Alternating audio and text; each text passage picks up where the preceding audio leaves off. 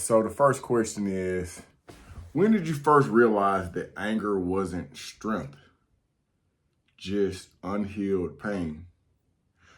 I don't know if that's correct. Anger is strength. I don't know if that question is positioned correctly. I think anger can be a strength. It just depends on how you use it and how you execute on that anger. Anger can definitely it's an emotion, but it's also an energy. That energy could be used for, I could be mad that I'm not winning, and then I could turn that anger into a victory. So yeah, I don't that's not worded right.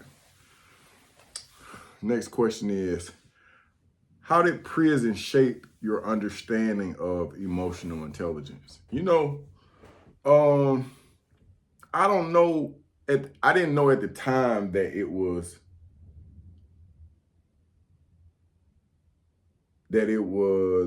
shaping my understanding. Because a lot of times we deal with emotional intelligence and we're not really aware of some of the things that it entails. Like, I was aware of self. I was aware of those things that teed me off or piss me off or piss other people off or rub people the wrong way, but I hadn't defined those things yet. It was more along the lines of, I know how to stay in my lane. And that is emotional intelligence. When you're able to stay in your lane and not be, altered by everything else that's going around you, because it could be chaos. I remember one night we was watching the Bulls versus the Lakers. This is when Kobe was still playing and Jordan was still playing. And then up on the top range, somebody had then got one of those saw blades from the lawnmower. And my man was getting cut up, bro, like clockwork. But we looked up there to the top range and went back to watching Kobe and Michael Jordan. And it was just that simple. I'm sorry, my camera keep. What do you say to young men who think showing emotions is weak? Man, it's young, old. There's all types of people that think showing emotions is weak, but we show it all the time. We show emotions when we tough or when we hold back tears. You showing emotions. Emotions are everywhere, bro. Everybody has emotions. Everybody's tapped into them, but everybody is not emotionally intelligent, meaning that they're not aware of some of the things that they're engaging in, and they're not aware of why. When you begin to understand why you do certain things, and you can try to reduce some, undesirable outcomes, then you are effectively utilizing your emotional intelligence. Otherwise, the opposite of emotional intelligence is emotional ignorance. To use your emotions, to be emotional is not weak, bro. Can you explain the difference between reacting and responding, especially in a life or death situation? Every situation is a life or death situation, bro. You may have road rage. I encountered road rage today. Well, it wasn't really road rage. It was more along the lines of, I guess it would have been on their end. So I'm pulling into Gutbusters, and when I pull into Gutbusters, this car is just like in the way. Like, you're in the middle. This is your lane to come out. This is my lane to go in, but they're in the middle, and then they doing some extra stuff with on the phone. So then when I looked at this individual, she just looked like she was ready. She was trained to go. I could tell by her nonverbal and the openness of her eyes that she had a pistol on. And so they just called her. I was just like, you know what?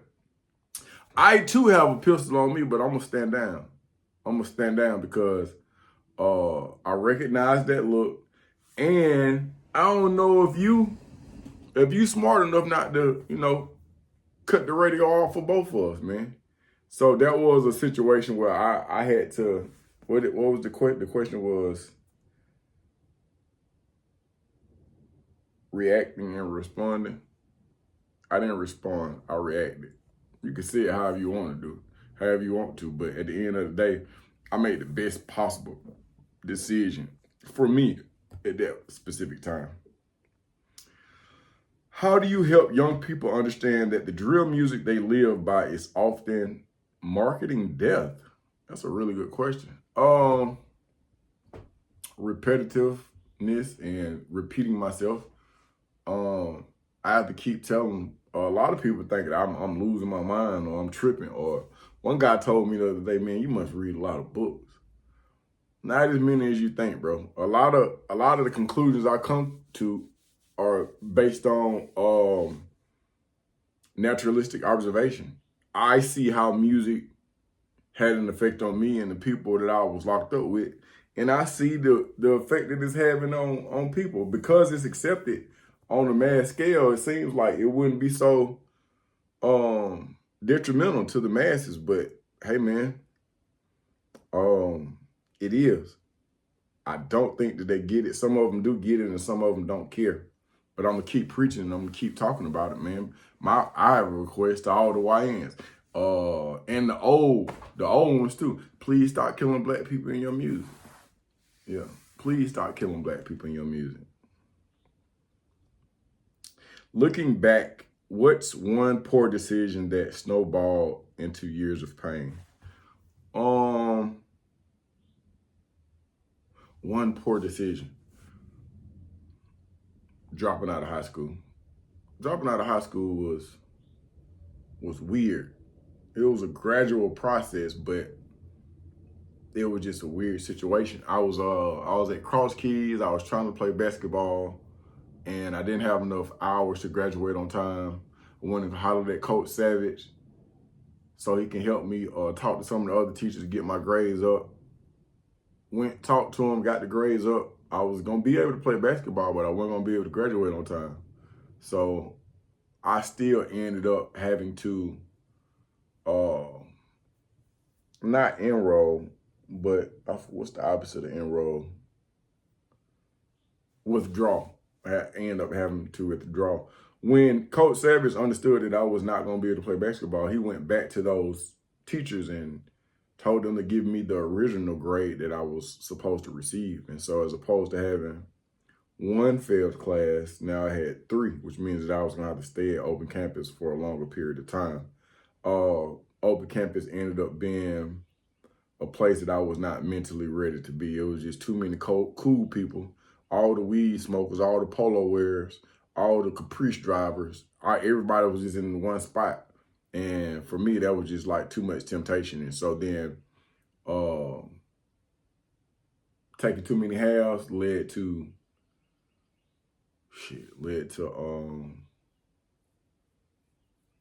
me dropping out. And when I dropped out, I tried to work full time with my uncle.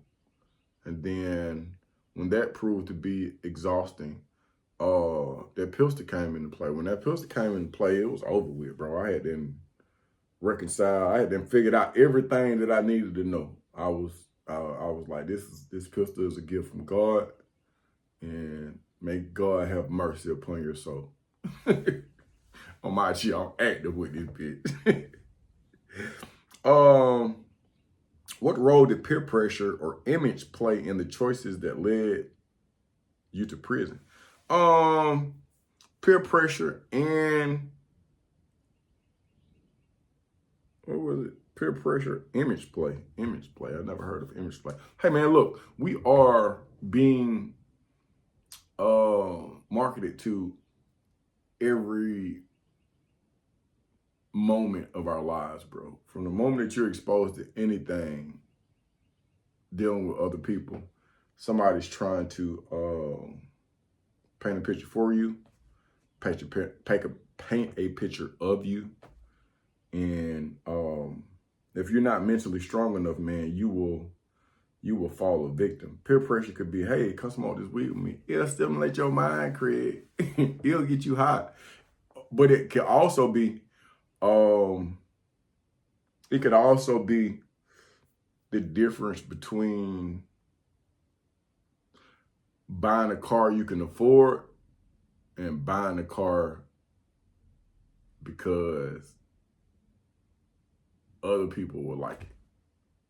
Peer pressure comes in all forms. Peer pressure is voting for a person who has a tagline that is effective, and if you keep saying it, you start believing it. Peer pressure is everywhere, man. It's in our shapes, it's in our colors, it's in most restaurants have that red because that red, like McDonald's and Burger King, Chick-fil-A, it does something to your taste buds. The color blue is smooth, it's cool, refreshing almost. So you got different colors that we're always being marketed to. The way that the media says certain things on the news can make you feel a certain kind of way about something, depending on how they word it, what font they use, what words they put expression on or quotes on. So, shit, every action we take, bro, is by way of peer pressure or image play. April 19th. That's not what we're doing.